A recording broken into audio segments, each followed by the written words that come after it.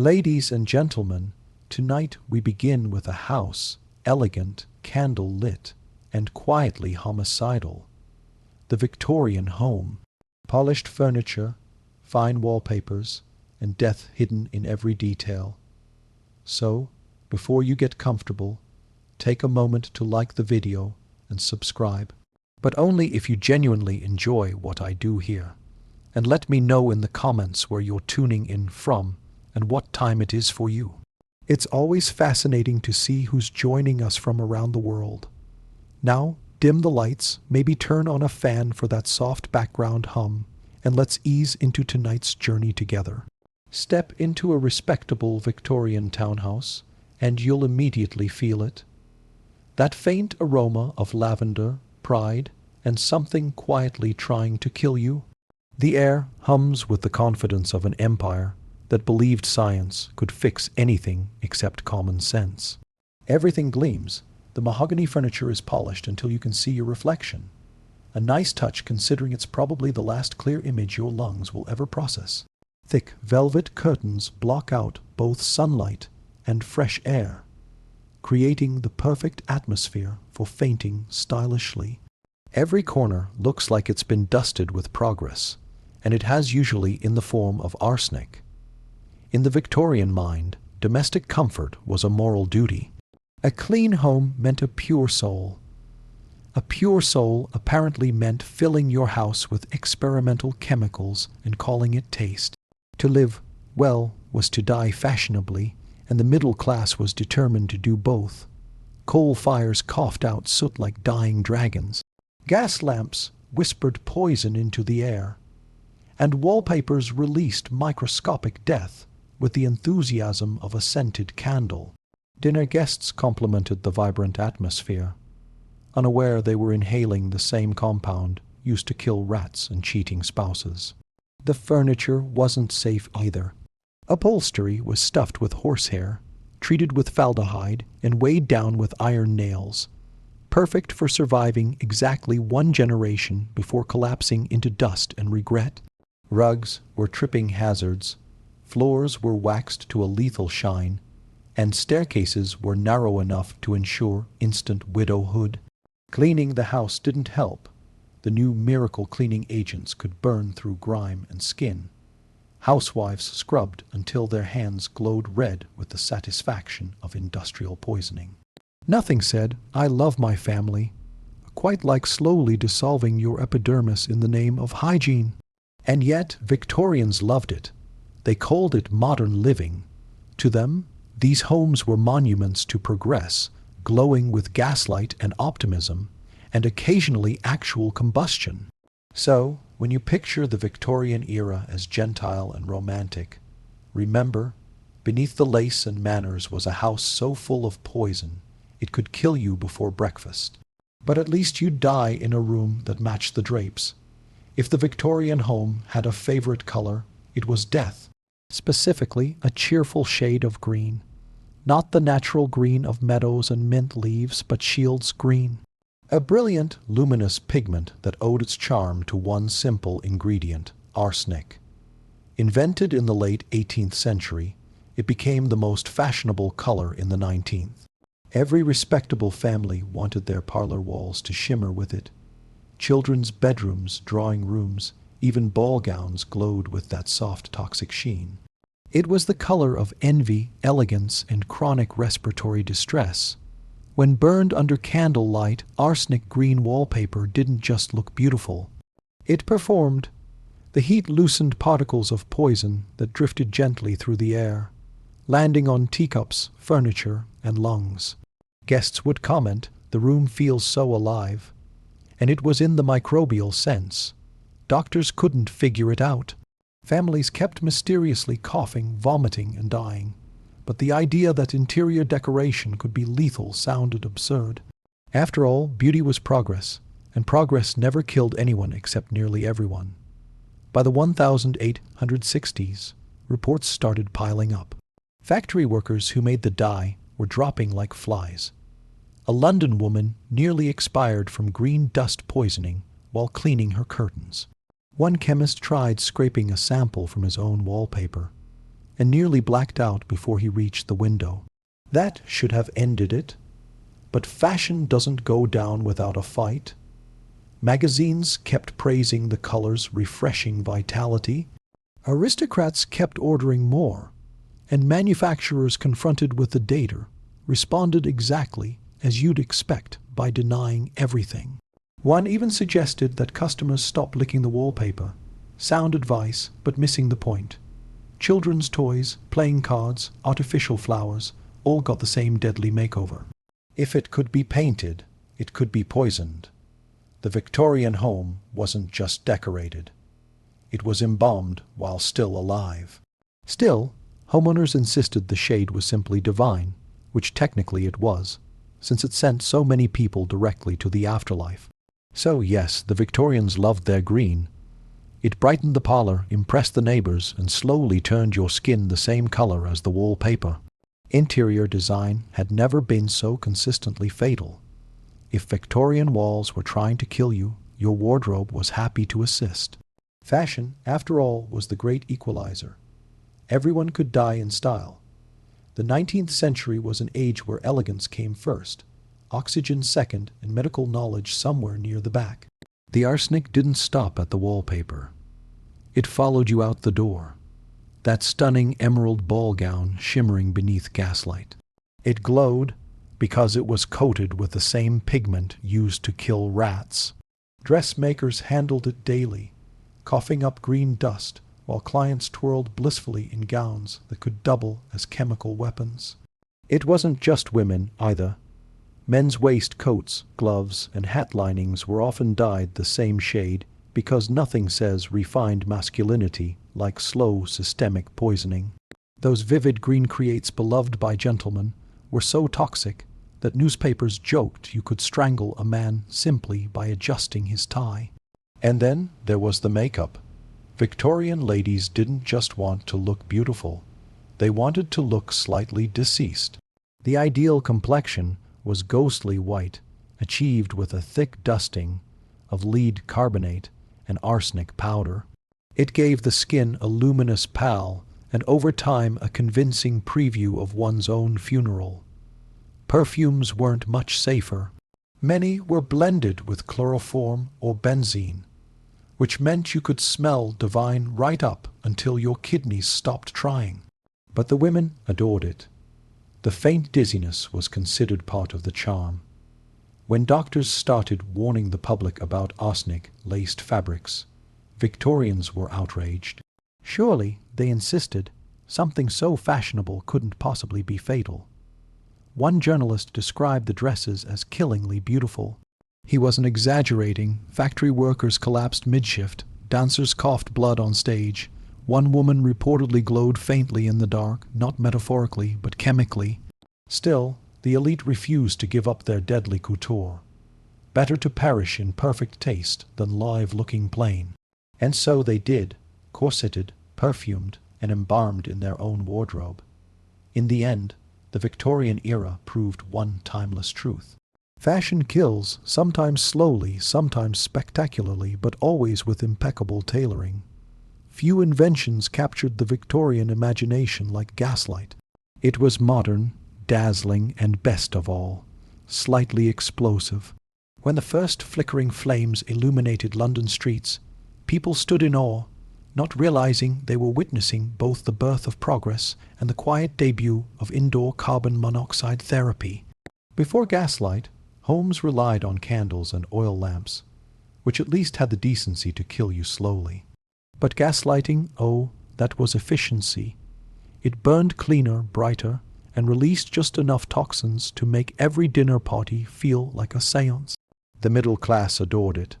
The working class installed it, and everyone at some point complained of mysterious fatigue while turning a delicate shade of gray. The technology wasn't entirely reliable. Leaks were common, explosions were frequent, and half the city learned what methane smelled like the hard way. Some London homes lit up so suddenly that the occupants achieved enlightenment in the literal sense, briefly and violently. Still, gaslight was considered romantic. Lovers met beneath its golden haze, never noticing that it was gently corroding their lungs. Poets praised its glow, painters captured its warmth, and doctors quietly observed a city developing collective anemia. Even servants fainting in unventilated kitchens were dismissed as delicate constitutions. Nothing ruins the mood like acknowledging that your home lighting doubles as a slow noose. The upper class, of course, didn't mind. They had bigger houses and better ventilation, which meant their servants simply died first. For those on a budget, economy lamps were marketed as safe, though they occasionally filled the room with a dense vapor known affectionately as death. When electric light arrived decades later, Victorians hesitated. Electricity was terrifying, dangerous, unpredictable, and possibly satanic. They stuck with gas instead, reasoning that it was the devil they knew. So yes, the gas light was a miracle, one that could illuminate your home, asphyxiate your guests, and detonate your kitchen all in one convenient invention. It was modernity in its purest Victorian form, bright, beautiful, and fatally optimistic. In a century obsessed with progress, nothing said, "Welcome home," quite like the faint hiss of a gas leak, and the slow, invisible promise of unconsciousness. Of all the hazards lurking in the Victorian home, none was more committed to passive-aggressive murder than the wallpaper. It looked harmless, floral, tasteful, maybe a bit too proud of itself. But behind those dainty patterns lurked a compound that could take down a family faster than poor ventilation ever could. The culprit was arsenic, that loyal Victorian companion. The same pigment that made fashion shimmer and paint glow was now slathered on walls from London to Leeds. It was considered a sign of refinement, proof that you were cultured, sophisticated, and just slightly luminous. If your parlor didn't look like a meadow in spring, were you even civilized? The problem, of course, was chemistry. In damp British houses, the moisture in the walls reacted with the arsenic pigments, producing a fine dust and a gas called arene, invisible, odorless, and charmingly lethal. Every fire lit, every curtain drawn, every sigh of admiration stirred more poison into the air. Guests would remark on the freshness of the room. They were right, it was freshly killing them. Children were especially vulnerable, crawling on arsenic carpets, napping under arsenic drapes, gnawing on arsenic-painted toys. Doctors called it summer sickness, which is Victorian for, "We have no idea what's going on, but let's blame the weather." There were warning signs, of course. Servants cleaning the wallpaper developed skin lesions. Factory workers in dye plants dropped dead. One enterprising chemist scraped a bit of green paper from his wall, boiled it, inhaled the steam, and nearly joined his ancestors. His report was widely ignored because, well, the wallpaper really was rather pretty. Manufacturers denied everything. It's perfectly safe, they insisted, unless eaten in large quantities, which was technically true but missed the part about breathing it. When critics pushed back, they rebranded arsenic colors as Paris green because if it sounds fancy enough, no one asks questions. So, the papers stayed up, the curtains stayed drawn, and the guests kept complimenting the day, or while slowly turning the same shade as the wallpaper. If hell had an interior designer, he would have been Victorian, and his greatest masterpiece would have been the parlor wall. Tasteful, floral, and coughing poison into the air at just the right rate to keep you fashionable until the end. Victorians were many things, industrious, moralistic, emotionally repressed, but above all, they were clean, or rather, they were desperately trying to be. Dirt was no longer just unpleasant. It was ungodly. A speck of grime suggested moral decay, and a smudge on the silver, where could damn your reputation faster than adultery. So they cleaned endlessly, obsessively, and of course fatally. When industrial chemists began producing cleaning products, Victorians embraced them with the enthusiasm of people who'd never read a warning label. Kohler, phenol, ammonia. If it stung, burned, or dissolved something, it must be working. Housewives scrubbed until their hands looked like unfinished anatomy sketches. One popular product, carbolic acid, was hailed as a miracle disinfectant. Hospitals used it. So did homemakers. A few drops diluted in water could sterilize surfaces or blind you if you splashed it. It had a pleasant smell, too, if you enjoyed the scent of antiseptic. Despair. Then there was chlorine bleach, which Victorians used as if trying to personally assassinate bacteria. Mixed with other common cleaners, it produced chlorine gas, the same compound later weaponized in World War I. But that didn't stop anyone. If your kitchen didn't sting the eyes and burn the throat, it simply wasn't clean enough. Mercury soaps and ammonia polishes followed, giving homes the freshly embalmed aroma of progress. Housewives inhaled daily chemical cocktails strong enough to fumigate an opera house. The more it hurt, the better it felt. Pain, after all, meant purity. And Victorians loved nothing more than suffering with moral purpose. Even laundry was dangerous. Bluing agents, starches, and dyes contained copper, lead, and arsenic, turning wash day into a low-grade chemistry experiment. Servants would faint in scolding steam rooms, then wake up to do it again because cleanliness was next to godliness and apparently just beneath the morgue. Ironically, the cleaner the home, the sicker its inhabitants. Chronic coughs, dermatitis, headaches, all chalked up to nerves. No one ever suspected the daily lungfuls of homemade poison, but to the Victorian mind, death by hygiene was an honorable exit. Better to perish in a spotless kitchen than live in filth with your dignity intact. Progress smelled sharp, burned slightly, and came bottled with a cork and a skull on the label. In the Victorian home, smell was everything. Odor wasn't just unpleasant, it was immoral. To smell bad meant you were poor, uncultured, or French. The well-bred home had to smell like virtue, even if that virtue came bottled in something that could strip paint. So the Victorians perfumed everything: soap, candles, clothing, hair. Even the air itself was forcibly improved. A proper lady could enter a room and leave behind a delicate fog of social superiority. Unfortunately, that fog also contained chloroform, alcohol, ether, and lead acetate. In short, she smelled divine right up until her kidneys gave up. Perfume making was an unregulated art. Chemists mixed whatever smelled nice, or at least interesting, into alcohol and sold it as luxury. Some contained benzene or turpentine, both excellent for cleaning machinery and destroying brain cells. Others included arsenic oils that gave a cooling sensation on the skin, also known as the first step toward necrosis, and it wasn't just the perfume. The Victorians scented their cleaning products, starches, and even their gas lamps. When your home smells faintly like roses and burning coal, that's not refinement, that's a slow cremation. Then came violet powder, a cosmetic favorite made from orris root and chalk when it wasn't made from ground glass. Women dusted it on their skin to achieve that ethereal "I'm dying but gracefully" glow. Many were, but they looked fantastic doing it. Men weren't safe either. Gentlemen's hair tonics promised virility and shine using ingredients like mercury, nitrate, and ether. The result, lustrous hair and mild hallucinations, perfect for surviving another dinner party about empire and etiquette. The perfumed handkerchief was another must-have, soaked in floral oils and occasionally chloroform those who liked their fainting dramatic.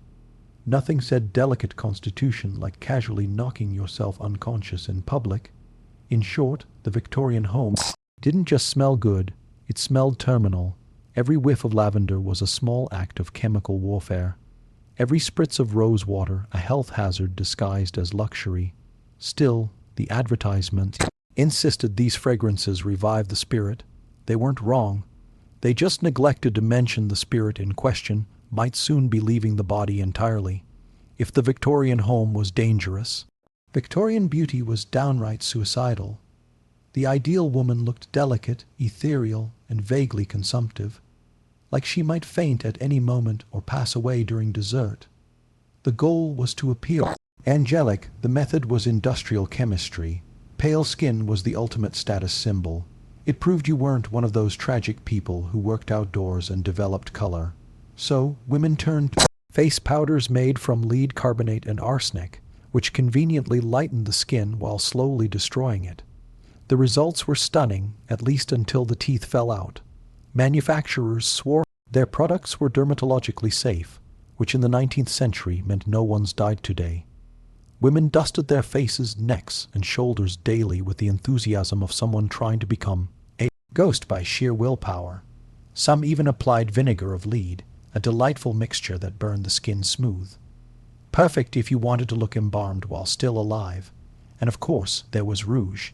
No respectable woman admitted to using it, so everyone secretly did. It was made with mercury sulfide, and if applied too liberally, caused tremors and mood swings. Nothing completes an evening look like a touch of mania and light mercury poisoning. Eye cosmetics were no better. To achieve that fashionable de-eyed look, women dripped belladonna, literally deadly nightshade, into their eyes to dilate their pupils. The result? Gorgeous glassy eyes and blindness. But again, beauty required sacrifice.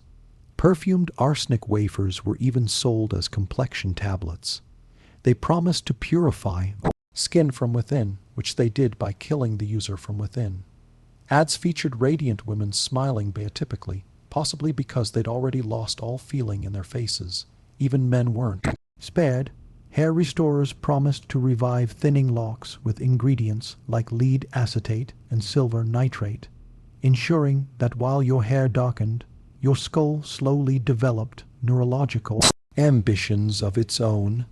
Victorian beauty, in short, was a competitive sport played against mortality, and mortality usually won.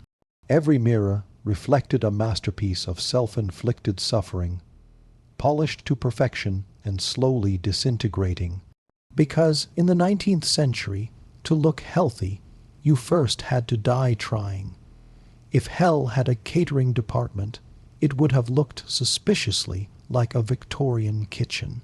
This was the heart of the home, a place of warmth, nourishment, and occasional spontaneous combustion. The Victorians loved efficiency, and their kitchens proved it. Every meal was a chemical experiment, every recipe a gamble between dinner and abattoirs. The first problem was fuel. Gas stoves were modern wonders, which is Victorian for guaranteed to explode at least once. Coal-fired ovens filled the room with soot, while open flames shared tight quarters with long skirts, wooden utensils, and an impressive lack of fire safety regulations. Housewives called it cooking. Fire brigades called it employment. Food itself wasn't much safer. Industrial progress had brought new dyes, preservatives, and additives, none of which had passed anything resembling a health inspection. Flour was whitened with alum, pickles dyed with copper sulfate, and sweets brightened with lead chromate. Children adored the colors. Parents adored the silence that followed. Milk was often diluted with chalk and water, giving it that lovely pastel hue and an extended shelf life, for the bacteria at least. Bread, too, was padded with plaster or bone dust to make it heavier. A good loaf might contain more construction material than nutrition. Then there was utensil innovation. Cookware was made of copper, tin, or lead, sometimes all three, just to keep things interesting.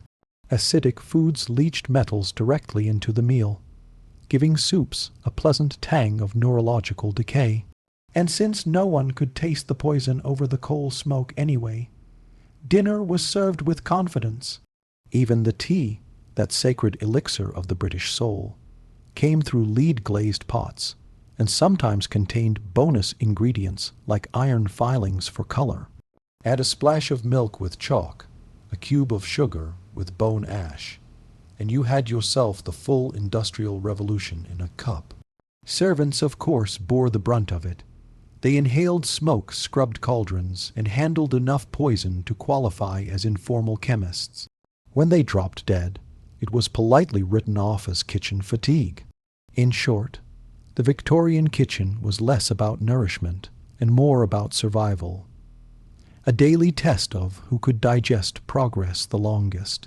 In theory, the arrival of indoor plumbing was one of the great triumphs of Victorian progress. In practice, it was like inviting the Temptames directly into your veins and hoping for the best.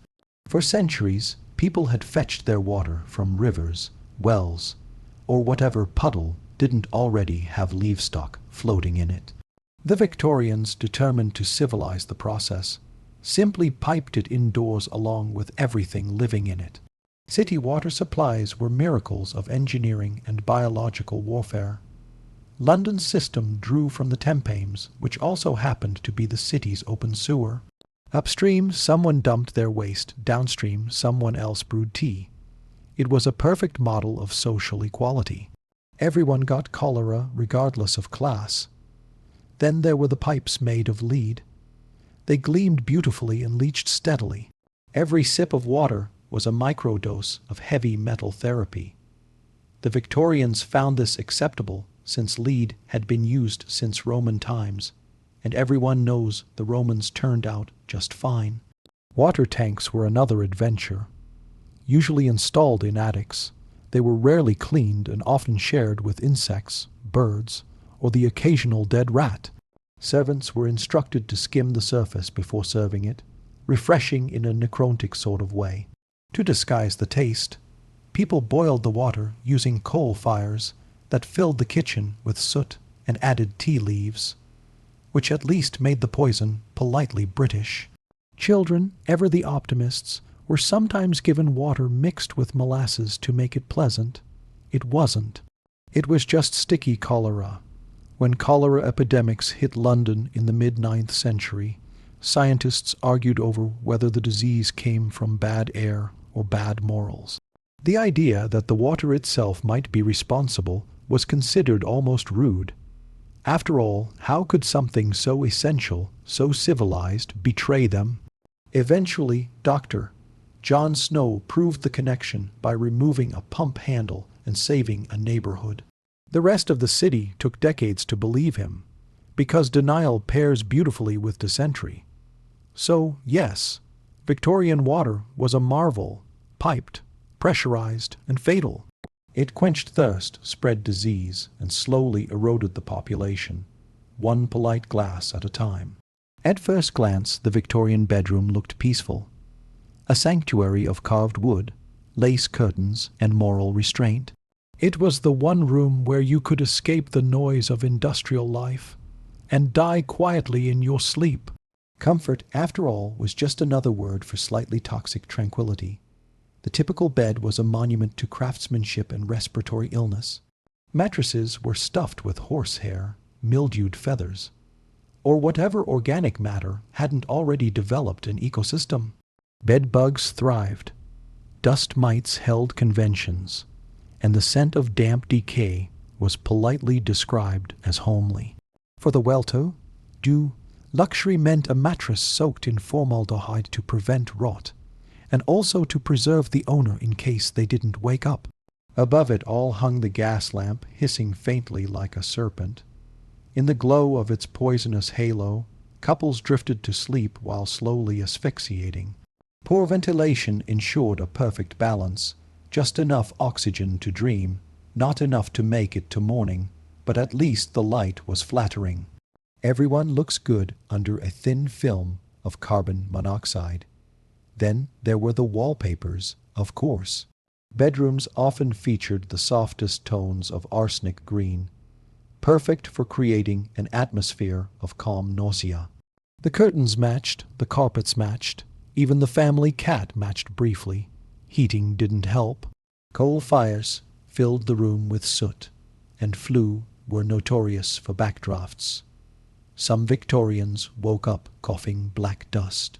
Others didn't wake up at all.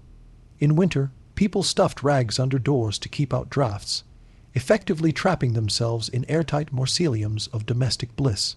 For the poor, the bedroom doubled as a kitchen, nursery, and morgue. Entire families slept together in one smoky chamber. Infants beside the fire, elders beside the fumes, and everyone taking turns breathing the same recycled air until someone stopped.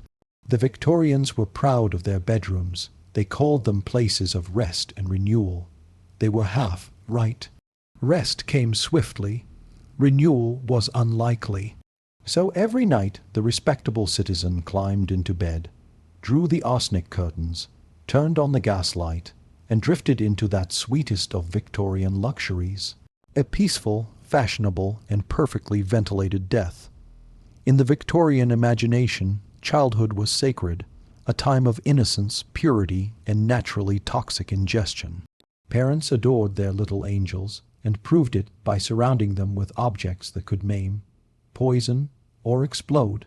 Nothing said, "I love you," like a lead-painted rattle. Children's toys were masterpieces of industrial optimism. Tin soldiers gleamed with lead paint. Dolls blushed with mercury rouge.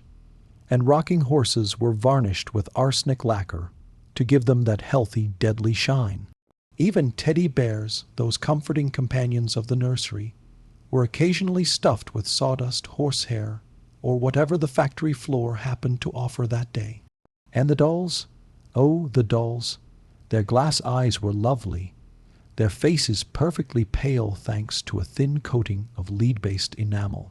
Little girls cuddled them to sleep while slowly inhaling microdoses of industrial revolution. Boys weren't spared either. Their toy soldiers, painted in bright military colors, doubled as neurological experiments. Nothing builds character like a side of lead poisoning. Then came fireworks and chemistry sets, because what child doesn't need access to gunpowder before the age of 10? A particularly popular toy was the Victorian chemistry cabinet, which included arsenic, mercury, and potassium nitrate, the holy trinity of early cremation.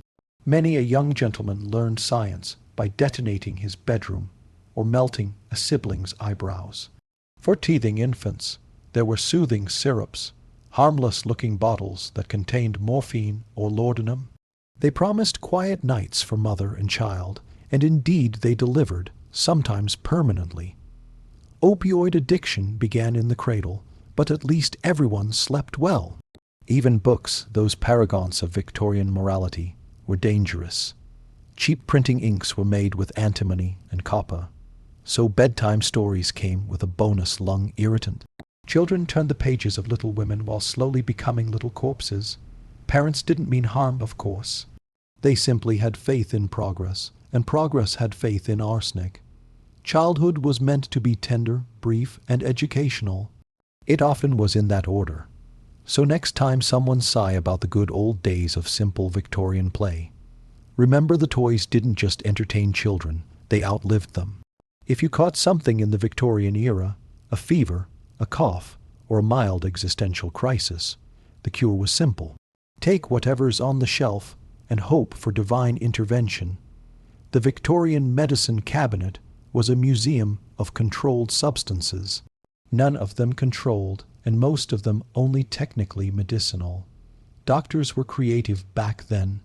Every illness had a treatment, and every treatment had side effects that required more treatment. Arsenic was used to stimulate appetite. Mercury was prescribed for constipation. Cocaine was great for toothaches and shyness. It was a time when you could cure anything, provided you didn't mind dying slightly faster. Wise looked more like apothecary gambling dens. Shelves lined with glass bottles filled with glowing liquids and names that sounded poetic until you read the ingredients. Laudanum, the reigning favorite, was a soothing mix of alcohol and opium. It treated headaches, insomnia, and children who refused to nap. Mothers swore by it. Some mothers swore because of it. For colds, there was chloroform liniment. For indigestion, antimonitics. For the vague condition known as nerves, there was morphine, conveniently sold as soothing syrup. Doctors called it heroic medicine. Patients just called it quiet. Self-medication was practically a moral virtue. A good Victorian always kept a supply of patent remedies. Dr. Bateman's petrol drops, Mrs. Winslow's soothing syrup, Carter's little liver pills, most of which were just industrial solvents with branding. But the advertisements were delightful. Happy families, glowing cheeks, and absolutely no mention of kidney failure. Even spiritual leaders got involved. Some preachers swore by arsenic wafers to clear the complexion and elevate the soul. They weren't wrong. It certainly elevated something. It wasn't all ignorance. There was faith, too.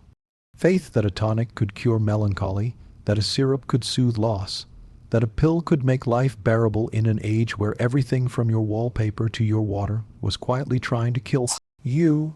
The Victorian medicine cabinet wasn't a source of healing. It was a polite suicide note written in cursive glass bottles. And yet they took their doses faithfully, not because they trusted medicine, but because they trusted manners. After all, nothing said grace under pressure like overdosing elegantly. Behind every immaculate Victorian household was a small army of servants, invisible, obedient, and quietly dying. The mistress of the house might boast of her spotless flaws and polished silver, but it was the servants who achieved that perfection by inhaling it. The average middle-class home employed at least one maid, often several if the family was ambitious. They scrubbed the walls, arsenic, polished the furniture, mercury, and boiled laundry in bleach strong enough to erase fingerprints and lungs. When the mistress said the house looks divine, she wasn't wrong. Half her staff was halfway there. The scullery maid worked in a permanent steam bath of lye carbolic acid and despair. Her hands never stopped burning. The laundry maid stirred cauldrons of chemical soup, sometimes fainting from the fumes, sometimes falling in. The chimney boy spent his youth inhaling soot until his lungs resembled the hearths he cleaned. And the cook, that proud general of the kitchen, faced coal smoke, boiling grease, and exploding stoves with the resignation of someone who understood natural selection intimately. Servants slept in cramped attic rooms directly beneath the gas pipes, which occasionally leaked because irony was punctual in the 19th century. They rose before dawn, coughed through their chores, and died before 40. The family would cluck sympathetically and hire another. She had a weak constitution, they'd say, ignoring the fact that her constitution had been dissolved by ammonia. The upstairs family, meanwhile, prided itself on moral superiority. They gave sermons about temperance while their staff inhaled gin vapor from cleaning solvents. They quoted scripture on humility while paying wages that could barely cover a coffin. The Victorians believed service built character. They never specified whose character. Servants were the machinery that made middle-class virtue possible, disposable, replaceable, and perfectly silent. When one fell ill, another took her place, as if the house itself demanded a fresh sacrifice to remain spotless. And yet, despite the misery, many stayed. Where else was there to go? The factories were worse. The streets were final. At least here, beneath the gaslight and the arsenic wallpaper, death came with 3 meals a day, and the faint comfort of dying in uniform. If hell had manners, it would have been a Victorian home. Every hallway whispered refinement. Every object gleamed with progress, and nearly everything inside could kill you before supper.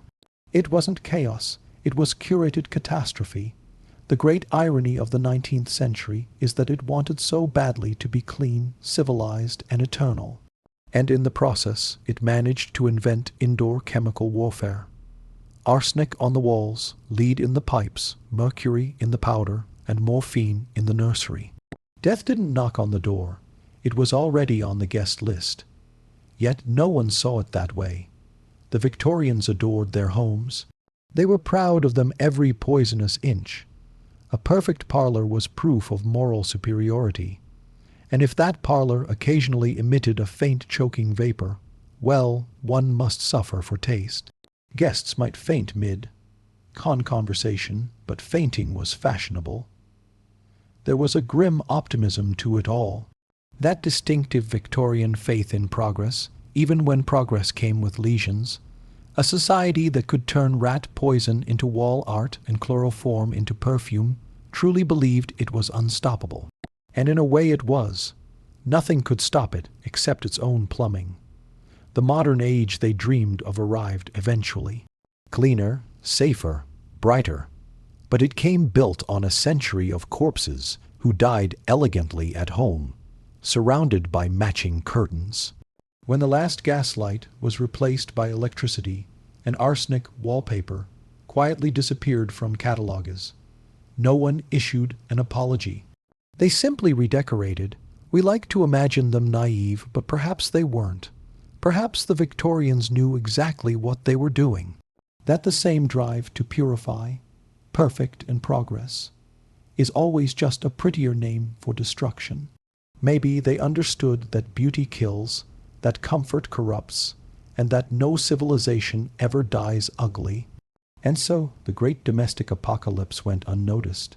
No wars, no riots, just quiet, Gentile extinction behind lace curtains.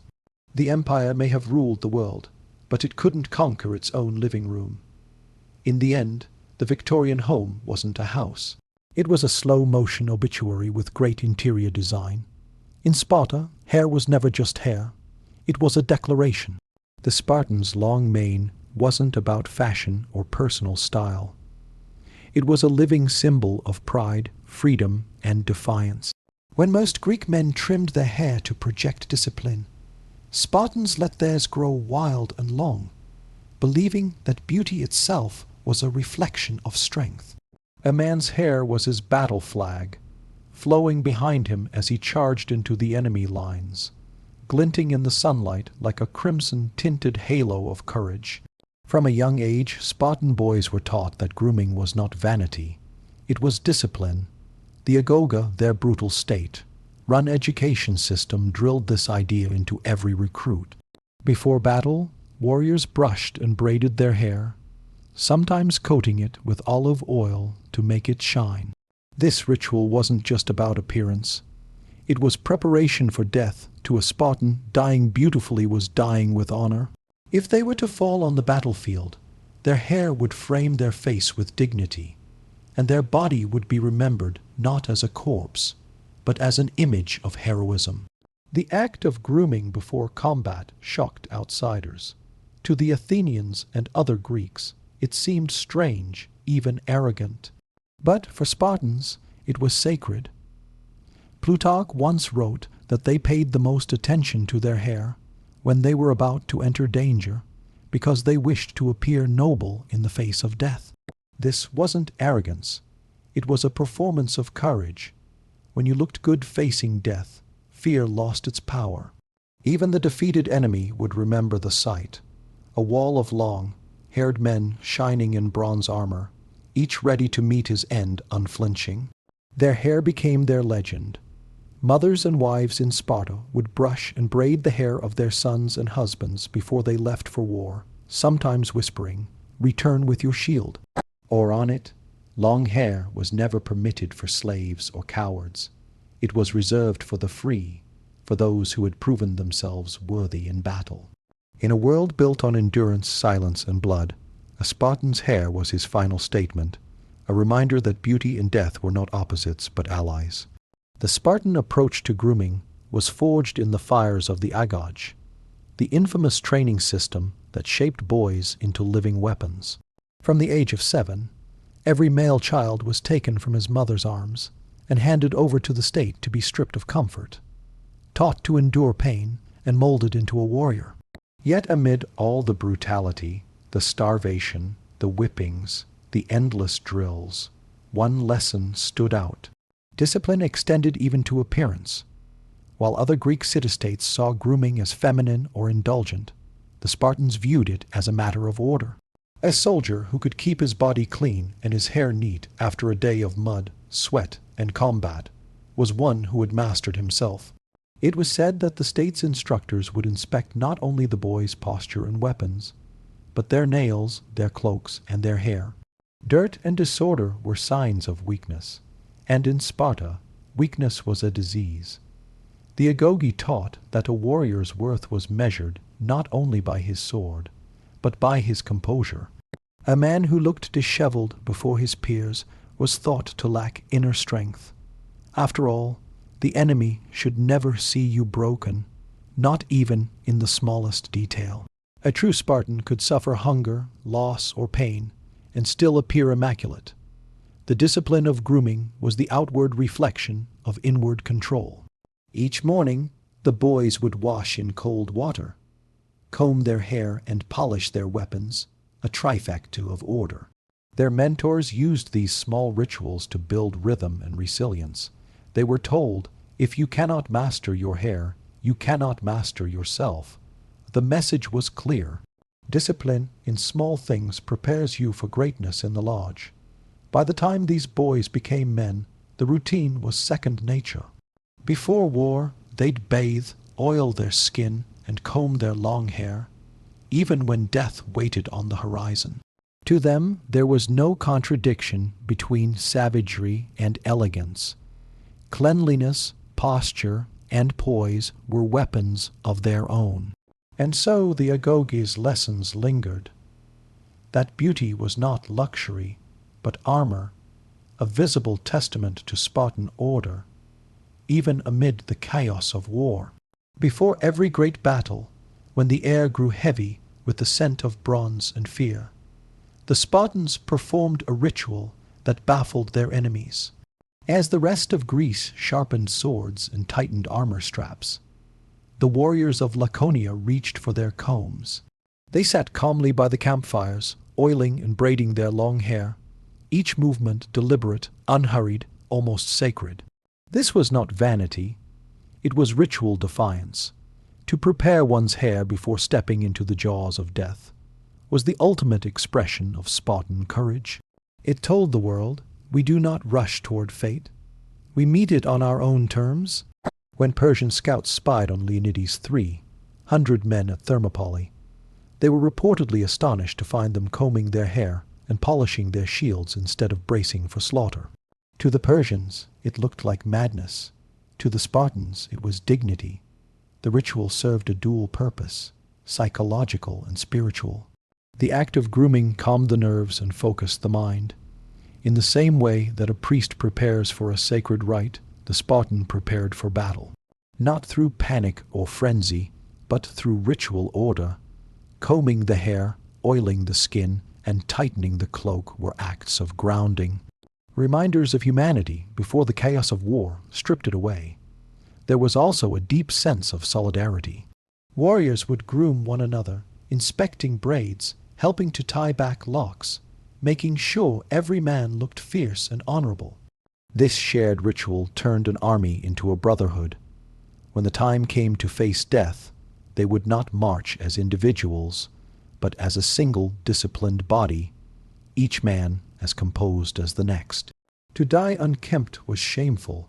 To die with your hair neatly arranged was to die as a Spartan, clean, composed, and unforgettable. Even after the battle, when their lifeless bodies were retrieved, the sight of orderly hair and polished armor was a haunting reminder. These men were prepared not just to fight, but to be remembered. In Sparta, the preparation for death was never grim. It was graceful. The brush, the oil, the braid, these were not tools of vanity, but instruments of immortality. Spartan women were as proud of their hair as their men, and perhaps even more symbolic in their grooming. In a society where women trained, owned land, and commanded respect unlike anywhere else in Greece, their appearance was not a matter of seduction, but a declaration of power. The long hair of a Spartan woman was a crown, a mark of vitality, discipline, and noble bloodline. While Athenian women covered their hair modestly, Spartan women wore theirs loose, free, and visible. To outsiders, it seemed scandalous, too bold, too confident, but to the Spartans, it reflected the same freedom and dignity their men embodied in battle. They believed that beauty and strength were inseparable virtues. A well-kept appearance meant inner balance, just as a strong body reflected a disciplined spirit. When a woman married, tradition required her to cut her hair short, a symbolic act representing the transition from maiden to wife. Her hair would grow long again as she settled into her role, reflecting her status as a matron, the backbone of Spartan society. It was a ritual that mirrored the cycles of battle and peace, cutting away innocence, regrowing wisdom. Women played an intimate role in the grooming of warriors, too. Before their husbands or sons went to war, they combed and braided their hair, whispering blessings of courage. This act was deeply emotional, part affection, part preparation for death. Every strand they straightened might be the last they'd ever touch. Yet Spartan women did not cry. They took pride in the ritual. To weep before battle was weakness, to send a well-groomed son to war was honor.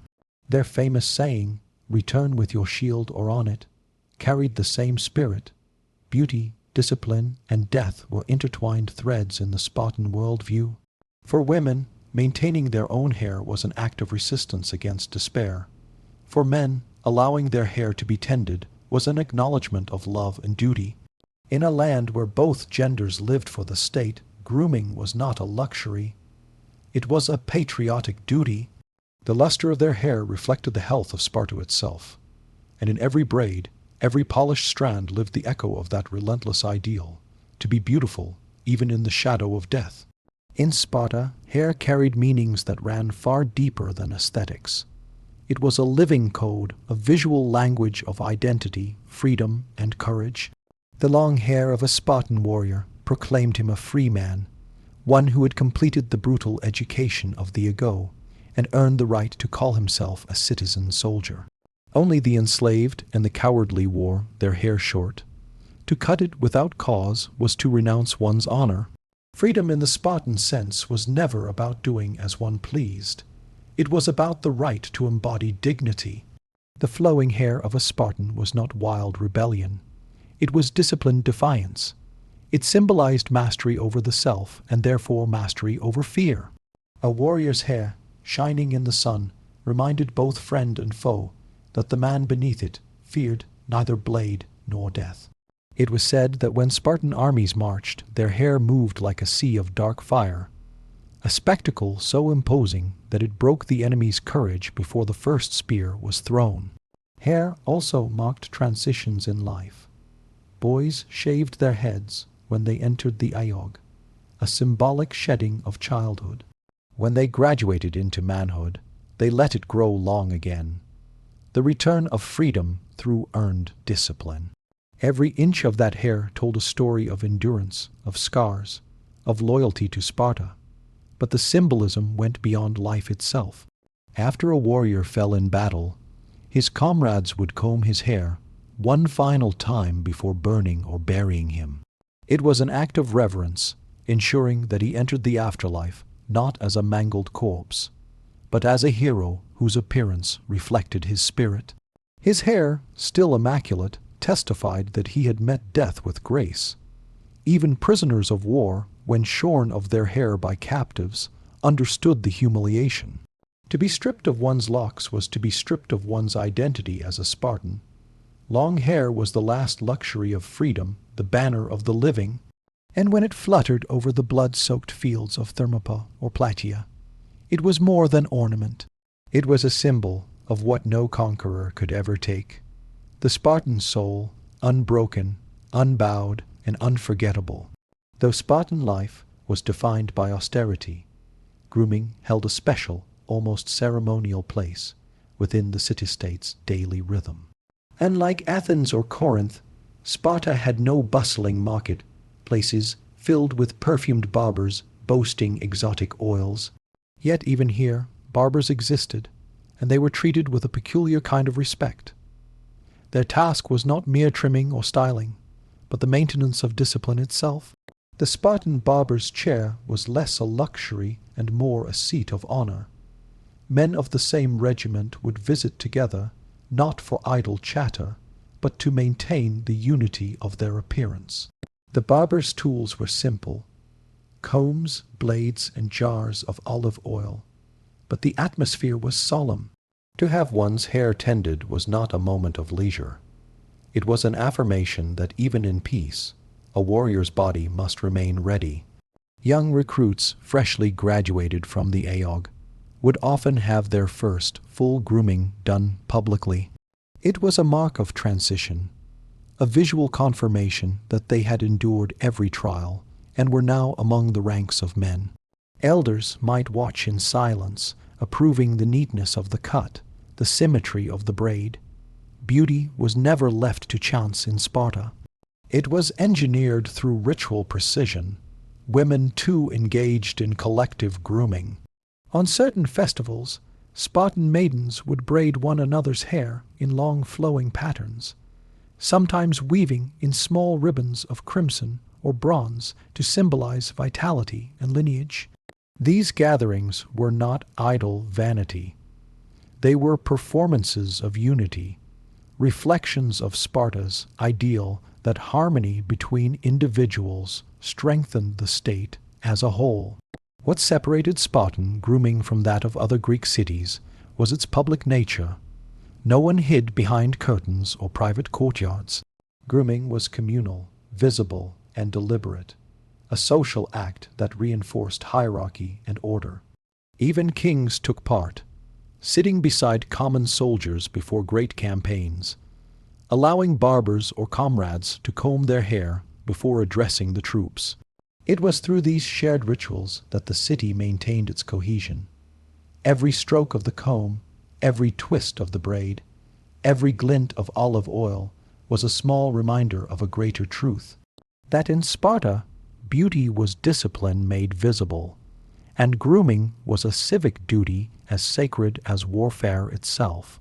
In a culture where fear was considered treason, appearance became psychology. The Spartans understood that morale, both their own and their enemies, could be shaped not only by words and weapons, but by the way they presented themselves.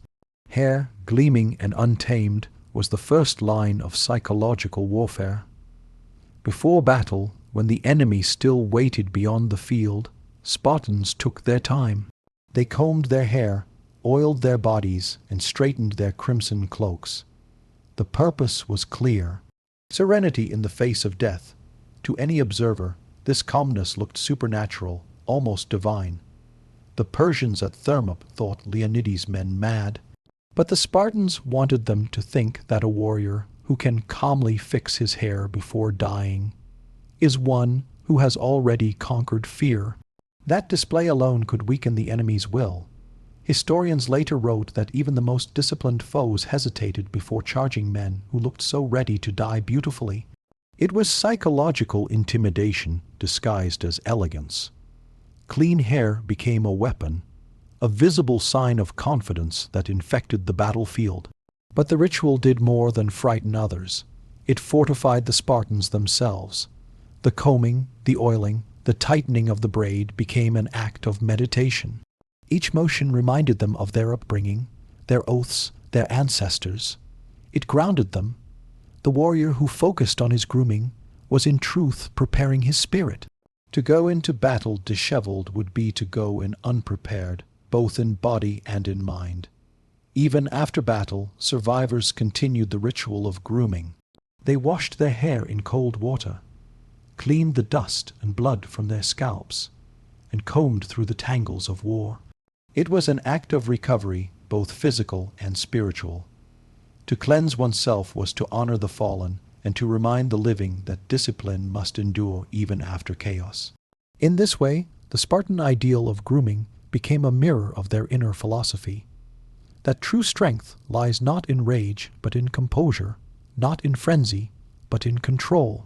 Every polished strand of hair reflected that core belief, that a warrior's beauty was not vanity, but victory over fear itself. For Spartans, grooming did not end with life. It extended into death, the last ritual before eternity. When a warrior fell on the battlefield, his comrades treated his body not as a casualty, but as a relic of honor. The first act was always the same: to straighten his cloak, polish his armor, and comb his hair one final time. This final grooming was more than a gesture of respect. It was a sacred duty. A disheveled corpse was seen as an insult to the gods and to Sparta itself. The fallen deserved to be remembered not in disarray but in beauty, the kind of beauty that testified to courage, control, and readiness for death. Even after blood and dust had claimed their faces, the Spartans made sure that the last thing the world saw was dignity. The mothers who had sent these men to war understood this intimately. When word of death returned to Sparta, they did not wail or tear their hair as other Greek women did. Instead, they combed and braided their own, a silent act of acceptance. The ritual was cyclical. The same hands that had prepared a son for battle now prepared themselves for mourning. Yet even mourning was neat, measured, and disciplined. It was said that before a great burial, the women of the city would gather to oil the hair of the deceased. Their movements synchronized, rhythmic, almost like a prayer. The act was intimate but impersonal. For in Sparta, death belonged not to families but to the state. Every braid tied was a promise that the fallen would be remembered in order, not chaos. The graves of warriors were simple, marked only with their names and the phrase for Sparta, but their memory lived vividly through the image left behind. Hair braided, faces serene, armor gleaming in the afterglow of sacrifice. The ritual ensured that even in death the Spartan remained whole. In a world obsessed with survival, Spartans taught that how one looked in death mattered as much as how one lived. The final combing was a farewell not of sorrow, but of reverence, the last act of defiance against decay, and a reminder that beauty, like valor, could transcend the grave. Centuries have passed since Sparta's walls crumbled, and its phalanxes faded into legend. Yet the image of the long-haired Spartan endures, timeless, unyielding, immortal. Ancient writers, artists, and philosophers never forgot that peculiar blend of savagery and grace. The hair, so meticulously cared for before battle, became the symbol of everything the Spartans represented: courage, control, and the refusal to be conquered by fear or disorder. When later Greek cities looked back on Sparta, they saw more than soldiers. They saw an ideal. Even Rome, a civilization built on discipline and conquest, borrowed fragments of Spartan identity. Roman soldiers oiled their hair, groomed before inspection, and admired the laconic virtue of neatness in chaos. The Spartans had taught the world that appearance is the mirror of the soul, that order in the body reveals order in the mind. The rituals survived in subtle ways. Throughout history, armies continued the habit of cleaning, shaving, or arranging themselves before combat. Napoleon's troops polished their boots before cannon fire. Japanese samurai brushed their hair before committing seppuku. Modern soldiers still check their uniforms before stepping into the unknown. Each act carries the same unspoken philosophy: dignity and discipline, beauty and bravery. For historians, the Spartan obsession with grooming offers a glimpse into their psychology. They were not vain men, they were deliberate ones. In a society where the line between life and death was thin, they found meaning in control. To master one's hair was to master chaos itself. That's why their long locks became such a potent emblem, a visible reminder that the human spirit, when trained, could remain composed even while facing annihilation. Today, the Spartan look lives on in art, film, and imagination. The calm warrior, hair flowing behind a polished helmet, eyes fixed forward. It is a myth reborn endlessly from ancient marble to Hollywood screens. Yet beneath the armor and legend lies something simpler and more profound: the belief that discipline can make even death beautiful. The legacy of Spartan grooming endures not because of vanity, but because it speaks to something eternal. In every age, those who face their battles, literal or metaphorical, understand what the Spartans once knew: that order, pride, and composure are the final luxuries of the truly free. Before the philosophers gathered to argue about virtue and geometry, before the sculptors picked up their chisels, Athens awoke to the smell of food. As the first rays of sunlight struck the marble columns of the agora, the hum of trade began, not with politics, but with breakfast. Vendors, fishermen, bakers, and farmers converged on the city's beating heart, transforming it into a festival of smoke, chatter, and aroma. Carts rattled across the stones as merchants set up makeshift stalls. Clay braziers hissed to life, fueled by olive wood and charcoal. The air filled with the scent of sesame, honey, and grilled fish, a perfume so familiar that even the stray dogs lingered as if hypnotized. The agora, part marketplace, part theater, was where Athenians tasted life itself. Food was the great equalizer. The philosopher and the potter might argue endlessly about the meaning of the good life, but both began their mornings the same way, with a bite of something cheap, warm, and quick. Street food in ancient Greece was the forerunner of modern fast food. Affordable, fast, and packed with flavor. Vendors shouted over each other, each trying to draw a crowd with practiced voices.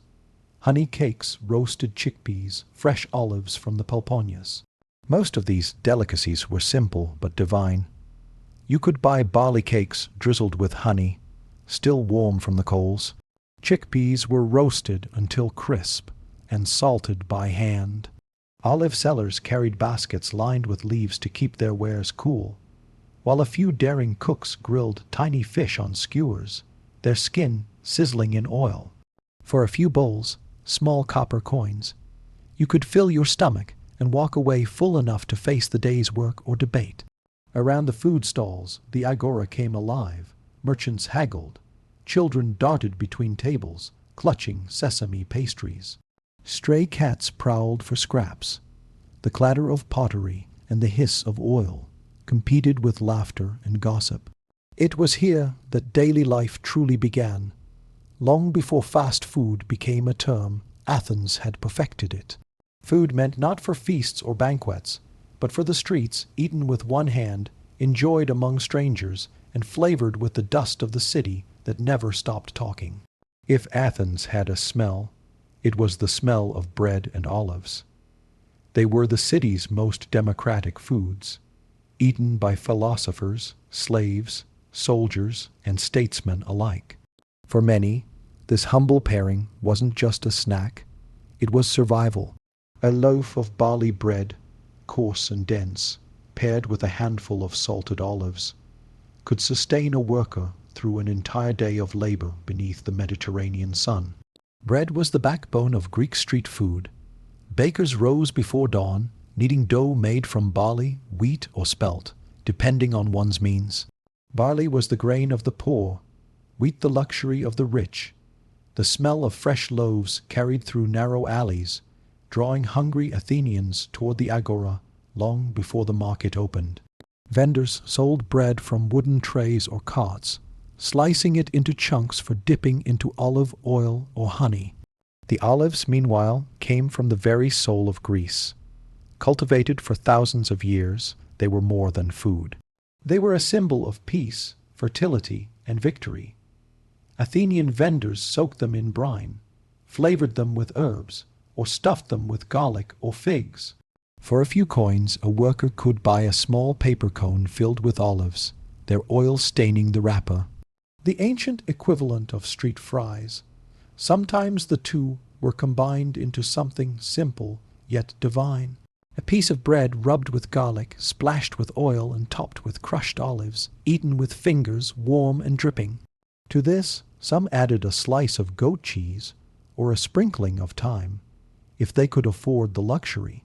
The poorer citizens of Athens often carried small clay jars of olive oil at their belts, using it for both food and hygiene. When hunger struck, they would tear off a piece of bread, dip it in oil, and chew slowly, letting it soften the dryness of the grain. There was poetry in that simplicity. No sauces, no excess, just what the earth gave. Bread for strength, olives for spirit. Together they formed the poor man's feast, sustaining both body and pride. In a city obsessed with ideas, even the simplest meal carried a touch of philosophy. Nothing wasted, nothing excessive, everything balanced. Among the clamor of the Athenian agora, one sound rose above the rest, the cheerful calls of the honeycake vendors. Their stalls were surrounded by children clutching coins, soldiers returning from training, and philosophers sneaking in a guilty pleasure before resuming their debates. The sweet scent of warm honey drifting through the air was impossible to resist. Honey was the dessert of the gods, and the Greeks treated it as such. It sweetened their sacrifices, perfumed their wine, and turned even the most basic grain into a delight. The most famous of all street sweets was the meli tutua, small round cakes made from flour and cheese, deep fried in olive oil, then drenched in thick golden honey. Vendors displayed them on bronze trays, their surfaces glistening in the sunlight like coins from Olympus. These cakes were a luxury that even the poor could occasionally afford. A small honey cake cost just a few ols, and the taste was said to bring comfort on the hardest days. In the heat of the market, people would tear them apart with their fingers, letting the syrup stick to their skin before licking it away. For a few moments, even a slave could taste something divine. The vendors themselves were characters as vibrant as their goods. They wore aprons stained with flour and honey, shouting their offers like poets performing verses. Hot cakes, sweet as Aphrodite's kiss. One bite and you'll forget your debts. Their humor and showmanship were part of the sale. The bestsellers weren't just cooks. They were performers of pleasure. Honey itself was sacred. It was said to be a gift from the nymphs, and the bees were thought to be servants of the gods. To eat honey was to taste immortality, and in every sticky bite of street pastry, Athenians felt a touch of the divine world they worshipped. Sometimes before festivals or plays, crowds lined up for honey cakes, their laughter and chatter mixing with the hum of flutes and the smell of roasted nuts. It was a communal indulgence, a moment of sweetness in a city built on struggle, trade, and talk. In ancient Athens, even pleasure was portable, served hot, golden, and wrapped in the hum of the streets. Not every Athenian could afford honey cakes or grilled fish. For the majority, workers, sailors, and slaves, chickpeas and lentils were the taste of daily life. Humble, nourishing, and cheap, they were sold on every corner by men with small bronze pots, balanced over coals, the aroma drifting through the marketplace like a promise of warmth. Roasted chickpeas were the original Greek snack, crunchy, salty, and addictively simple. Vendors scooped them straight from pans with wooden ladles into small clay bowls or even folded leaves, shouting, "Hot chickpeas for the strong and the wise." Children clutched them by the handful, chewing as they followed their parents through the agora. For soldiers and travelers, these little legumes were the perfect food. They lasted for weeks, filled the stomach, and cost next to nothing. At the other end of the market, a different scent filled the air, that of lentil stew, simmering slowly in clay pots. It was called fake, and it was the most democratic dish in Greece. From beggars to philosophers, everyone ate it. Socrates himself was said to have favored lentil soup, calling it the meal of the contented man. Thickened with olive oil, onion, and vinegar, it was both simple and sustaining. The kind of food that reminded Athenians that even the humblest meal could be noble when shared. To poor citizens, lentil stew wasn't just food. It was comfort. Vendors ladled it, steaming into small bowls for customers to eat on the spot. Workers ate it, sitting on stone steps, dipping stale bread into the thick broth, and wiping their mouths with the backs of their hands. The stew's earthy aroma mingled with the sounds of the marketplace, the ringing of coins, the cry of merchants, the bleating of goats. Occasionally, wealthier Athenians added garlic, herbs, or even bits of sausage to elevate the dish. But for most, the pure flavor of lentils was enough. It tasted of survival, of home, of life continuing despite hardship. In the bustling agora, chickpeas popped in pans, lentils bubbled over coals, and the scent of oil and earth filled the air. This was the food of the people, simple, enduring, and unmistakably Greek, a quiet counterpoint to the city's noise and glory. By midday, the agora filled with the smell of the sea. The fishermen had arrived, rough men with salt in their hair and voices like gravel, pushing carts heavy with the morning's catch. Their arrival transformed the marketplace into a seaside feast. The sizzling of grilled fish joined the chorus of merchants, philosophers, and gossip. Fish was Athens's favorite luxury and its most common comfort food. The poor bought sardines, anchovies, or sprats, small bony fish that were grilled whole on skewers. The wealthy might choose red mullet or sea bream, their flesh tender and glistening with oil. But whether you were a beggar or a general, the ritual was the same. Grill, salt, drizzle with lemon, and eat while still steaming. Vendors worked quickly. They lit small fires beneath clay grates, brushing fish with olive oil and herbs. Smoke rose in soft white ribbons, carrying the scent through the agora. Passers-by couldn't resist. Even philosophers paused mid-debate, drawn toward the promise of charred skin and salt. The vendors sprinkled the fish with oregano, thyme, or crushed coriander, their movements swift and practiced. Some customers ate standing, tearing the fish apart with their fingers, while others wrapped their portions in grape leaves to carry along the dusty streets. The bones were discarded into the gutters where cats and stray dogs feasted in their own way. The agora was noisy, smoky, alive, and always hungry. Beyond Athens, in port towns like Piraeus, fish stalls were even more vibrant. There, sailors drank watered wine and ate skewers of grilled squid or octopus, their laughter echoing across the docks. For them, seafood wasn't just nourishment. It was a connection to Poseidon himself, a divine gift from the sea that sustained both commerce and appetite. Even the smell became part of daily life. Fish smoke clung to tunics, hair, and hands. The scent of Athens itself as familiar as olive oil or dust. And though many mocked the city's obsession with seafood, none could deny that it was the heartbeat of its streets.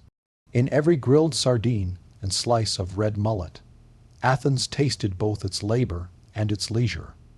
Proof that even the simplest flame could turn the day's catch into something divine. No Athenian meal, whether rich or poor, was complete without drink. But contrary to modern imagination, no one in Greece drank wine straight. That would have been considered barbaric. Instead, wine was mixed with water, sometimes flavored with herbs or honey, creating a light, refreshing drink that could be enjoyed even in the blazing afternoon sun. Street taverns, or kapa, were the lifeblood of Athens after midday. They weren't grand dining halls, but small open-air stalls, usually shaded by linen awnings. A few wooden benches, some clay cups, and a jug of wine were all that was needed to turn a corner of the agora into a gathering place. Vendors poured crassi, diluted wine, from amphor into small clay cups, while the air buzzed with laughter, debate, and the scrape of sandals on stone. These taverns were not places of refinement, but of conversation. Merchants argued about trade, sailors boasted about storms survived. Philosophers naturally debated about moderation while rarely practicing it. The drink itself was a mix of art and practicality. Too strong, and it clouded the mind. Too weak, and it dulled the spirit.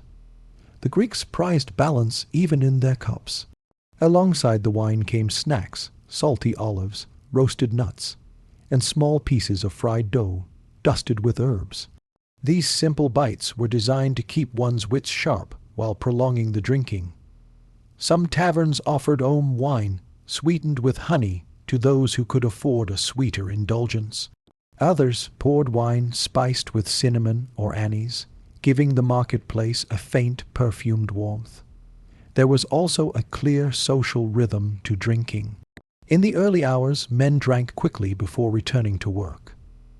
By evening, the taverns became livelier, filled with song, dice games, and the distant hum of flutes. Drunkenness was frowned upon in Athens, but merriment was encouraged. To drink was not to escape life, but to celebrate its order, to toast the gods, the harvest, or simply surviving another day. As dusk fell and the last aeri were emptied, the taverns dimmed, the city quieted. Yet the scent of wine and honey lingered in the air, the perfume of a people who found philosophy even in their thirst. If you followed your nose through the Athenian agora, past the fish smoke and honeyed pastries, you'd eventually find the spice sellers, the quiet magicians of the street. Their stalls were smaller than most, yet their presence was unmistakable. The air around them shimmered with the perfume of pepper, coriander, cumin, and saffron. Long before the word exotic existed, Athens smelled like the world. Spices were the crossroads of trade and taste. Ships from Egypt, Phoenicia, and Persia brought strange powders and dried herbs in clay jars sealed with wax. These treasures weren't just for the wealthy. Even the humblest street vendor sprinkled cumin or oregano onto bread, lentils, or grilled meat to give it character.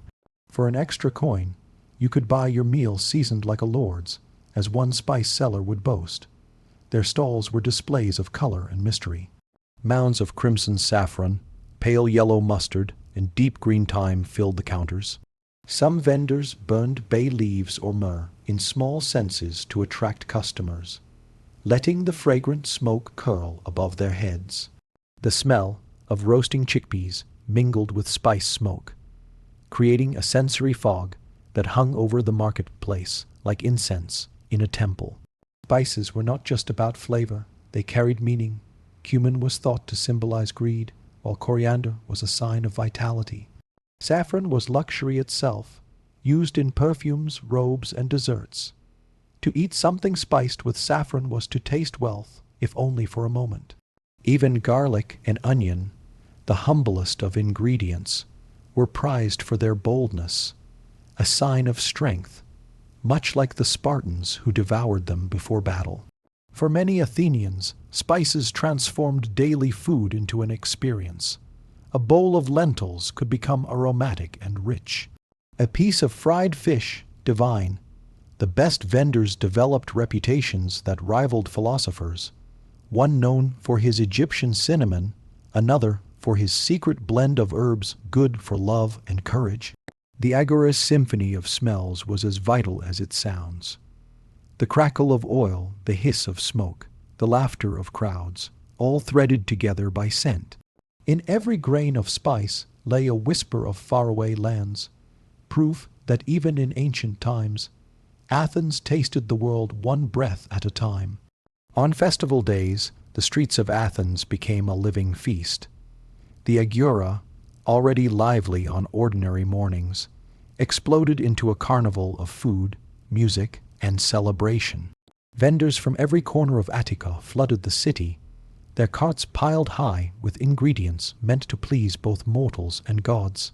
Smoke curled above the rooftops, mingling with the sound of flutes and laughter as Athenians forgot their troubles and surrendered to appetite.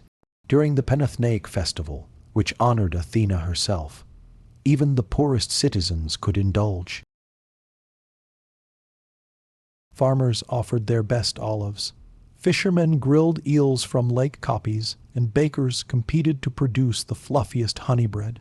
The air shimmered with heat and the smell of sesame oil.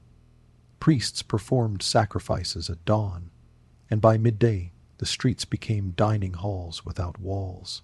Tables groaned with roasted goat, barley porridge, cheese, figs, and freshly baked flatbread. Everyone, citizens, medics, and slaves, shared in the bounty. Street food took on a special role during these celebrations. Vendors sold skewers of grilled meat, called obeliskoi, dripping with juices and sprinkled with herbs.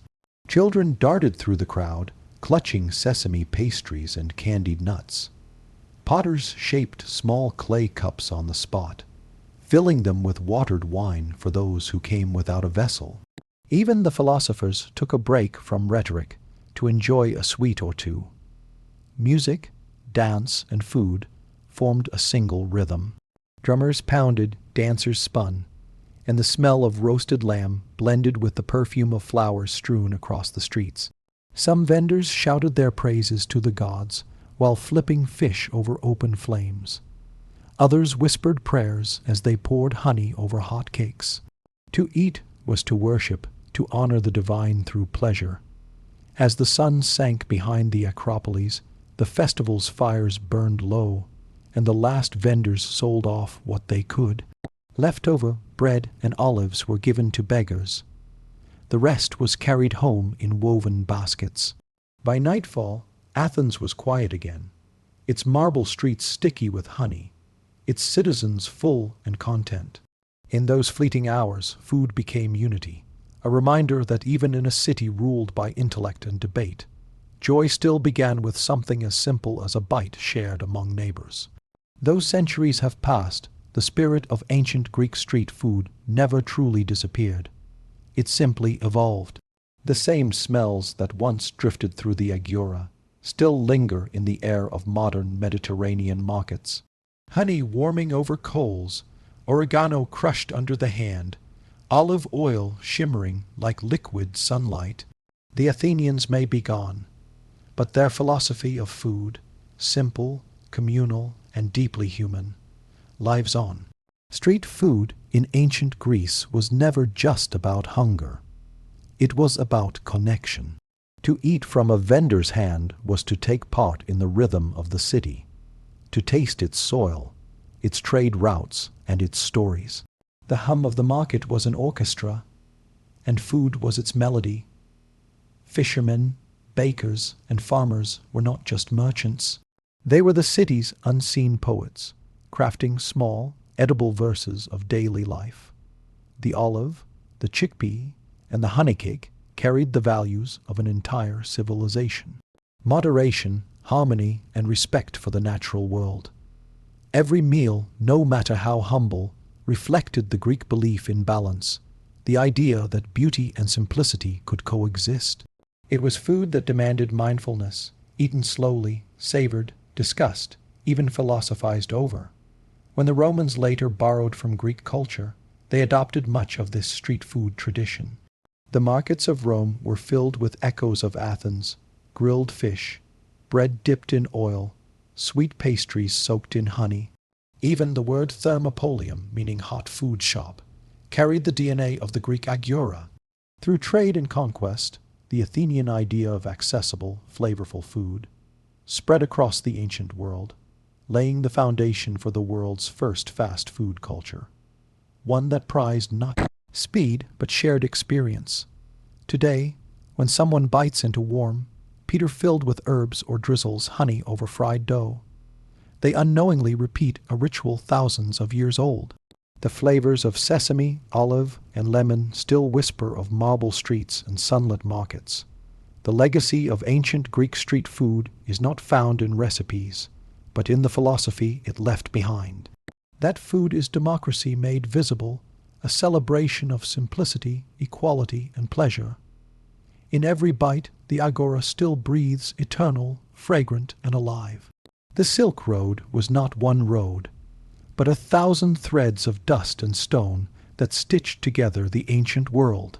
From Chang'an in China to Antioch on the Mediterranean, it wound across mountains, deserts, and kingdoms like a living artery of trade and faith. It carried silk, yes, shimmering bolts that symbolized wealth and mystery, but it also carried stories, ideas, and the scent of faraway lands.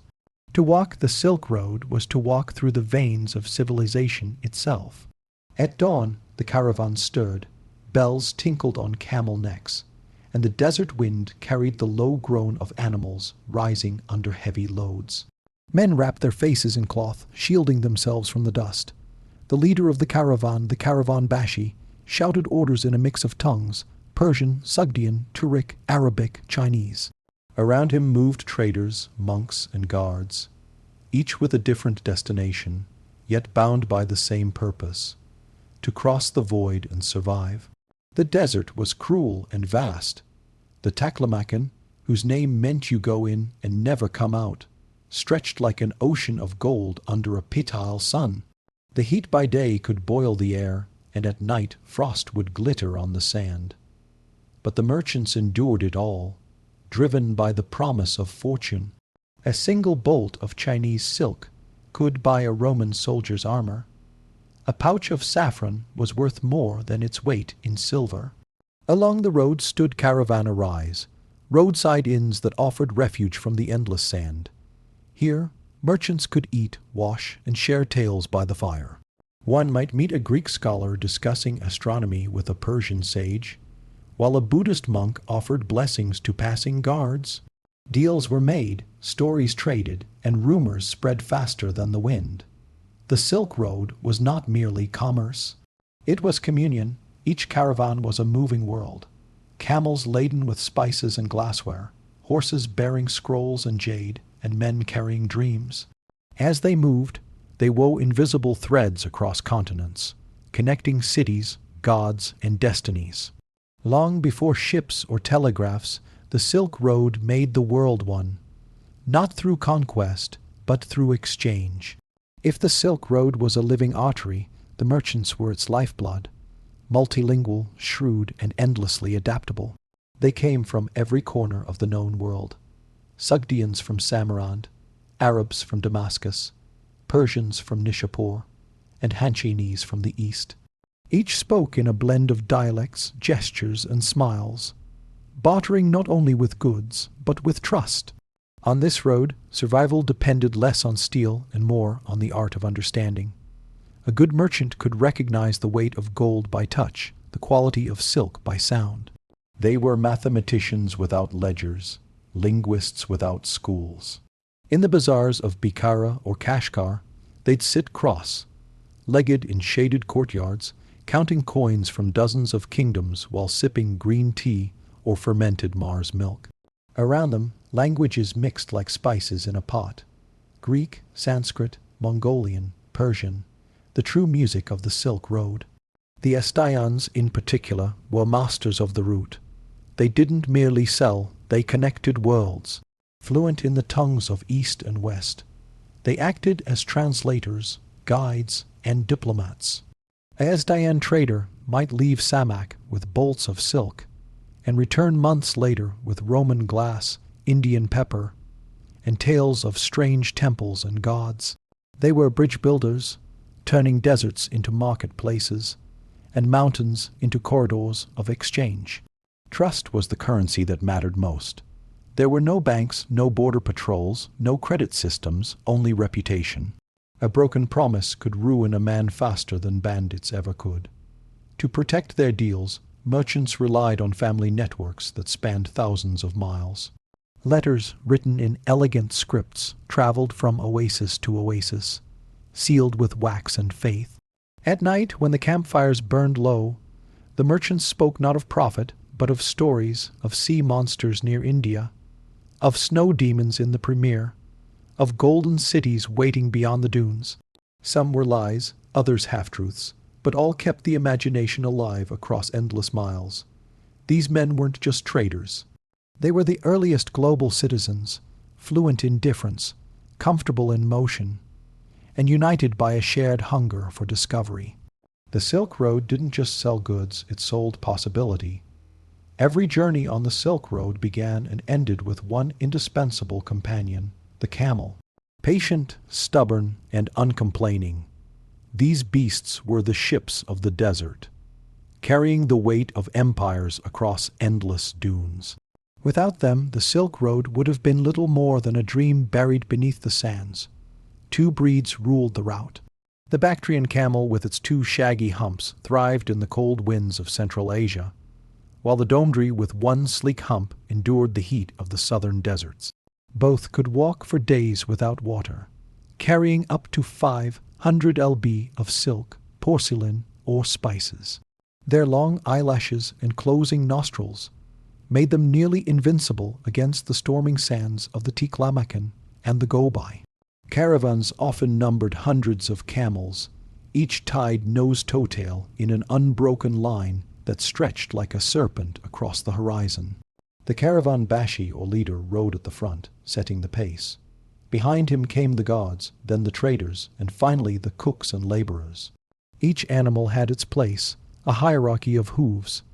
Even the sound of their steps created a rhythm, a heartbeat of trade that pulsed across Asia. The camels were treated with reverence. Before setting out, handlers decorated them with bells, tassels, and colorful cloths, not for vanity, but to ward off evil spirits said to dwell in the desert. In many cultures, the camel was sacred.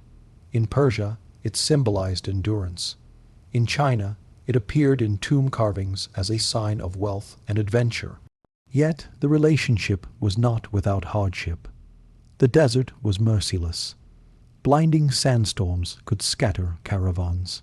Freezing nights could kill both men and beasts.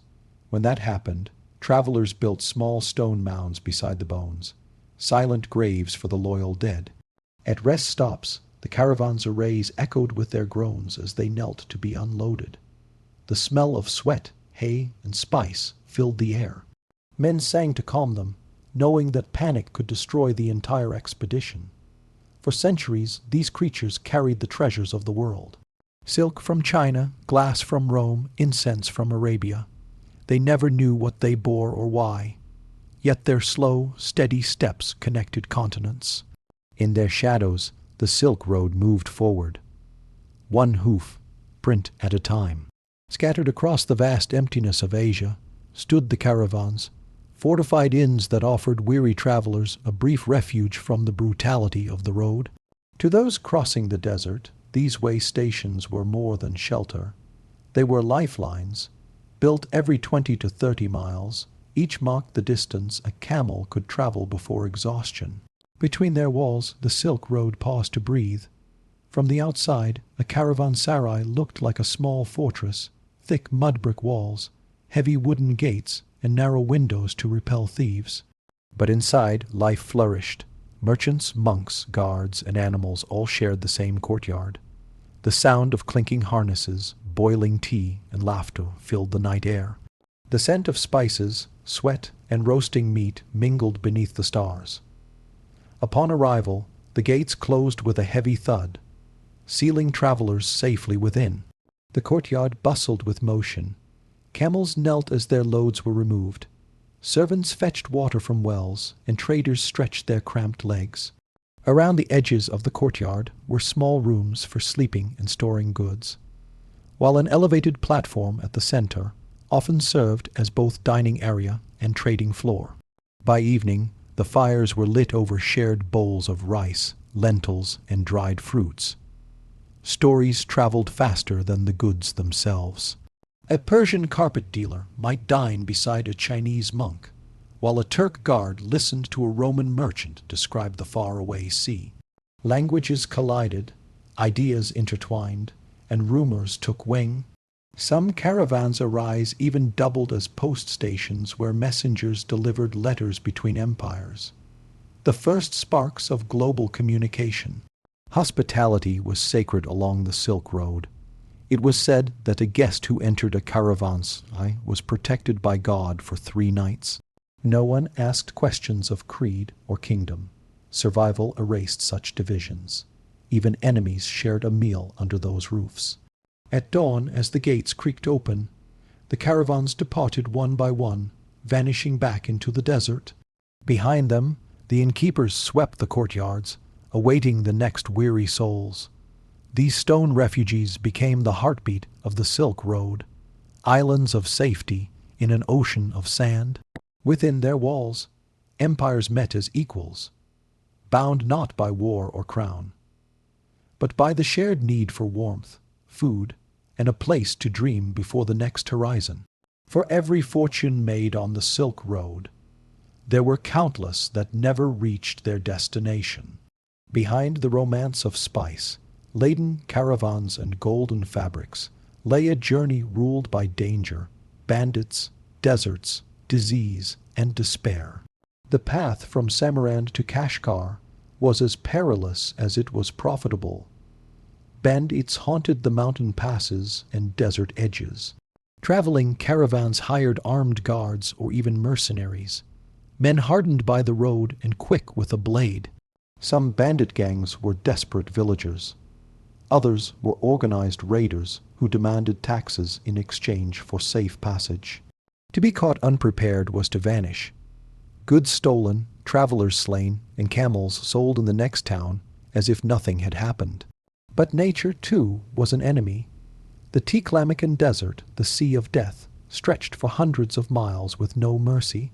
Travelers marked the way with bones or cannons of stones, but shifting sands buried all traces. Sandstorms could rise without warning, darkening the sky and suffocating both man and beast. Those who strayed even a little from the path were swallowed whole. Water was life. Caravans planned their journeys around oases. Those fragile dots of green that kept the Silk Road alive. The names of these places, MV, Turpan, Danang, became legends whispered by travelers like prayers. Reaching one meant survival. Missing one meant doom. Many who failed to find them became ghost stories told around fires at night. Illness followed the travelers like a shadow. New climates brought new diseases. A fever caught in Persia might be carried to China. Yet in this exchange of sickness came another gift, the spread of medicine. Greek doctors traded herbs with Indian healers. Chinese physicians taught pulse diagnosis to Arabs. Knowledge like silk was a cargo of great value. Even exhaustion could kill. Nights in the high palm froze skin in minutes.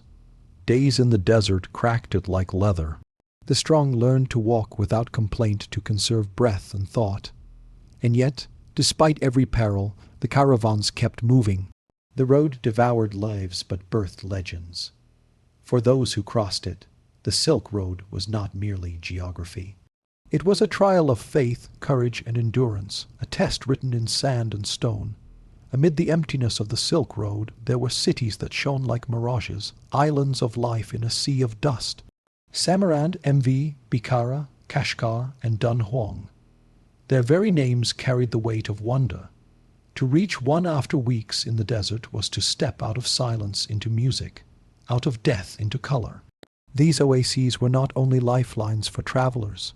They were the beating hearts of civilization itself. Each city was a crossroads of worlds. Samarkand, the glittering gem of Sagdana, was a city of domes and markets where Persian poets, Chinese scholars, and Arab traders bargained beneath the same blue tiles.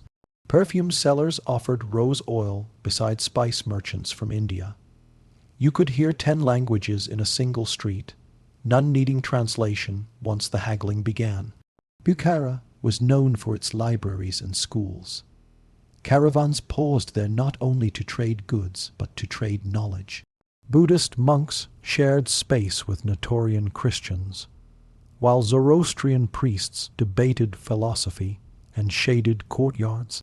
The smell of ink mixed with the scent of cumin and smoke. Knowledge itself became a form of commerce. Further east lay Kashgar, nestled where the Tiantian Mountains met the desert. Its bazaars overflowed with silk, porcelain, turquoise, and horses. Caravan bells echoed through narrow lanes as traders replenished supplies before facing the treacherous passes ahead. In the evenings, musicians played the dutar and sang of distant lands, songs that seemed to carry the wind of the whole Silk Road within them. Dunhuang, perched at the edge of the go-by, was more than an oasis. It was a sanctuary. Its famous Margao caves, carved into cliffs of stone, were filled with painted Buddhas, celestial dancers, and travelers' prayers. Merchants left offerings there before venturing into the desert, hoping for safe passage. In these cities, ideas traveled faster than silk. Greek astronomy met Indian medicine. Persian art mingled with Chinese brushwork. Every exchange, a coin, a spice, a word, left an imprint. To rest in an oasis city was to glimpse what the Silk Road truly was. A bridge between worlds, a place where dust and divinity met, where every street corner whispered that the world was far larger and far more connected than anyone had imagined. The Silk Road carried not just silk and spices. It carried souls. Along its winding paths, faiths met, mingled, and transformed, from Buddhist monks in saffron robes to Nestorian priests clutching crosses. From Zoroastrian fire worshippers to wandering Sufi mystics, the road became a moving temple where belief itself was a form of trade. The Buddhists were among the earliest travelers of faith. From India, they journeyed northward through the passes of the Himalayas and into the oases of Central Asia. Monks established monasteries in MV, Bok, and Dunhuang, carving shrines into cliffs and painting stories of the Buddha on the walls. These sanctuaries served not only as places of worship, but as rest stops for weary travelers. Merchants, regardless of their religion, were welcome to share food, shelter, and safety, the true currency of compassion. Farther west, Zoroastrians tended eternal flames in Persia, teaching of light and darkness, good and evil, ideas that would later influence Judaism, Christianity and Islam. Their temples glowed like beacons for passing caravans, offering a reminder that even in the desert, the fire of faith never died. With time came the Christians, particularly the Nestorians, who carried their version of the gospel eastward. They built churches in Samarkand and Kashgar, where crosses stood beside Buddhist stupas and Zoroastrian altars. These communities thrived in diversity, a rare experiment in coexistence. The road taught tolerance not by decree but by necessity. A merchant couldn't afford to despise a man whose help he might need at the next oasis. Then came the Muslims, their caravans spreading not only goods but the rhythm of prayer. The call to prayer echoed across caravans arise from Baghdad to Bukhara. Islam, with its emphasis on charity, hospitality, and trade, found fertile ground among merchants who already lived by those virtues. And yet, for all their differences, these faiths shared the same wind, the same dust, the same hope of safety on the endless road. Pilgrims and traders prayed side by side under the same stars, trusting that their gods, however named, watched over them equally. The Silk Road was not merely a route of commerce. It was a pilgrimage of humanity, where belief became both a burden and a bridge, linking hearts across continents. Every caravan that creaked along the Silk Road carried more than goods. It carried dreams, the essence of what one world desired from another. Each bundle, jar, or bolt of fabric told a story of distance and longing. In the dry air of the desert, smells and colors became currency. The clinking of coins was only half the music of trade. The other half was the rustle of silk and the whisper of spice. Silk was the treasure that named the road. Light as breath and stronger than any cloth, it dazzled those who saw it for the first time. In Rome, it was said that senators gasped when they held Chinese silk to the light, watching it shimmer like water. To own it was to wear the East itself. Entire empires rose and fell trying to control its flow, yet no army could stop the caravans. Silk traveled farther and faster than kings ever could. Then there were the spices, saffron from Persia, cinnamon from India, cloves from Indonesia. These tiny fragments of the earth were worth more than gold. In the cold markets of the West, they brought warmth and memory, the taste of sunlight, the scent of summer. A handful of peppercorns could buy a slave, a pouch of saffron, a horse. To carry such things across deserts was to carry temptation itself. But not all treasures glittered or burned. Some were fragile. Ideas and stories traded in words rather than weight. Travelers swapped tales of sea monsters near India, fire-breathing mountains beyond China, and phoenixes rising from Arabian sands. From these exaggerations grew legends, myths that traveled faster than the caravans themselves. Paper and ink joined the trade too. Buddhist sutras were copied in one land and translated in another. Persian poets found their verses carved in Chinese calligraphy. Scholars at caravans shared maps, medicines, and philosophies.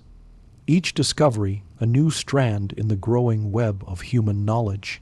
By the time a caravan reached its journey's end, its wares had already changed hands, languages, and meanings. What began as silk in China might end as scripture in Byzantium.